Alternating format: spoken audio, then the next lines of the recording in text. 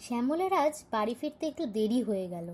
Train থেকে নেমেই সে তাড়াহুড়ো করে অটো স্ট্যান্ডের দিকে গেল, কিন্তু তার আশঙ্কাই সত্যি হলো। যথারীতি সেখানে কোনো অটো নেই, কারণ রাত 11টা অবধি অটো চলে। অগত্যা হাঁটা ছাড়া আর কোনো উপায় নেই। সে মনে মনে ভাবল, ট্রেন লাইন ধরে এগোতে থাকি, তবে খুব তাড়াতাড়ি পৌঁছে যাবো। কিন্তু সে দুপা এগিয়ে একটু থামল, কারণ প্রচলিত আছে এই লাইনের সিগন্যালটা একটু খারাপ থাকার জন্য বেশ কিছু মানুষ নাকি রেলে কাটা পড়েছে, আর তাদের আত্মারা এই লাইনেই ঘুরে বেড়ায়। শ্যামল 7 পা চিন্তা করে তাড়াতাড়ি বাড়ি পৌঁছানোর জন্য লাইন ধরেই হাঁটা শুরু করলো। কিছু দূর যাওয়ার পর সে দেখল একটি কুকুর হেঁটে যাচ্ছে।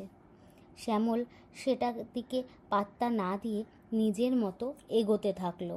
কুকুরটাও তার পিছু নেওয়া শুরু করলো। কিছু দূর যাওয়ার পর সে দেখতে পেল লাইনের মাঝখানে একজন মহিলা বসে আছে। শ্যামল আর এগোতে পারল না। তার শিরদাঁড়া বেয়ে ঠান্ডা স্রোত বয়ে গেল। তার পা যেন আটকে গেল, গলা থেকে স্বর বের হচ্ছিল না। হঠাৎ করে সে পিছন ফিরতেই দেখল কুকুরটাও আর সেখানে নেই।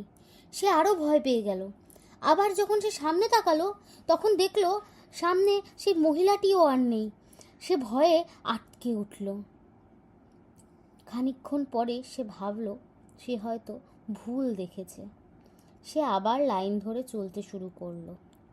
এরপরে কিছু দূর আগাতেই সে পায়ের নুপুরের শব্দ পেল।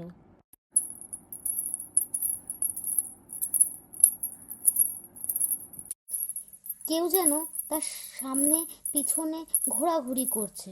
সে আরও তাড়াহুড়ো করে হাঁটা শুরু করলো। পায়ের নুপুরের আওয়াজটা আরও জোরে হতে লাগলো। সে এক পর্যায়ে দৌড়ানো শুরু করলো। কিছু দূর যেতেই কুকুরটাকে আবার সামনে দেখতে পেল, আর সাথে সাথে আওয়াজটাও বন্ধ হয়ে গেল। কুকুরটি আবার তার সাথে চলতে লাগলো। কিছু দূর যাওয়ার পর সে হঠাৎ দেখতে পেল এক দৈত্যাকার মানুষ তার দিকে এগিয়ে আসছে। সে ভয়ে থমকে দাঁড়ালো। পেছন থেকে আবার সেই নুপুরের আওয়াজটা হতে লাগলো, আর সামনে সেই মানুষটা আরও এগিয়ে আসছে। এইবার কুকুরটাও খুব জোরে জোরে আওয়াজ করা শুরু করলো। ঠিক কতক্ষণ এমন চলেছে সে জানে না। এক পর্যায়ে গিয়ে শ্যামল অজ্ঞান হয়ে মাটিতে পড়ে গেল। ভোরবেলায় তার জ্ঞান ফিরল। তাকিয়ে দেখল আশেপাশে তার বাড়ির লোক ছাড়াও আরও অনেক লোক জড়ো হয়েছে। শ্যামল তাদের সবটা খুলে বলল। সেই শুনে ওখানে উপস্থিত থাকা একজন লোক বলল, এখানে বহুদিন আগে দুজন স্বামী স্ত্রী রেলে কাটা পড়েছিল। রাত হলেই অনেকে তাদের আত্মাদের ঘুরে বেড়াতে দেখে, কিন্তু তাদের মধ্যে কেউ বেঁচে ফেরে না। তুমি কিভাবে রক্ষা পেলে বাবা জানি না। সেই শুনে তার মা বলল, আমি মহাদেবের পুজো করি। মহাকালের বাহন কুকুর স্বয়ং আমার ছেলেকে রক্ষা করেছে। জয় বাবা ভোলানাথের জয়। তিনি না থাকলে আজ আমার ছেলে আর বেঁচে ফিরত না।